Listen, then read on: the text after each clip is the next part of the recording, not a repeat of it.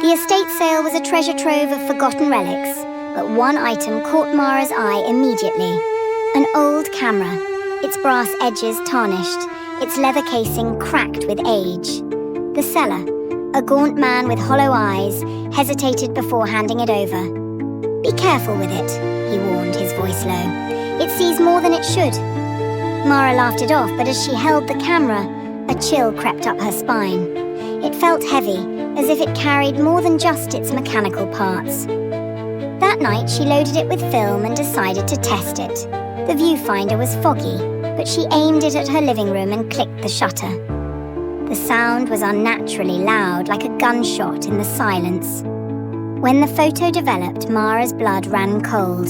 The room was the same, but there was a figure standing in the corner, a shadowy silhouette with hollow eyes staring directly at the lens. She told herself it was a trick of the light, a double exposure. But deep down, she knew better.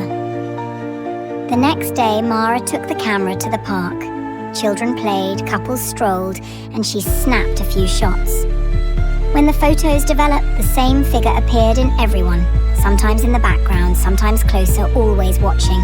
Its face was blurred, but Mara could feel its gaze, piercing and malevolent.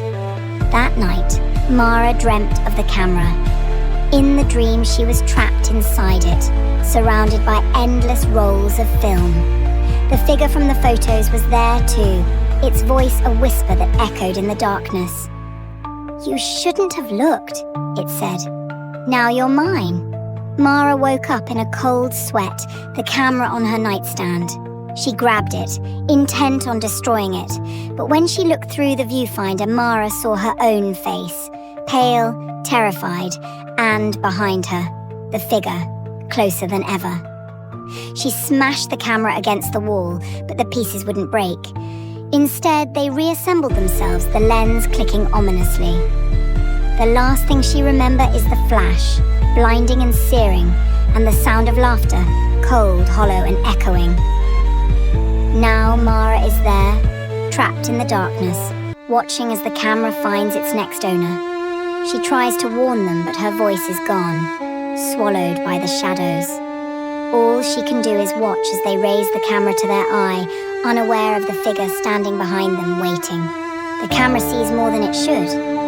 And once it sees you, it never lets go.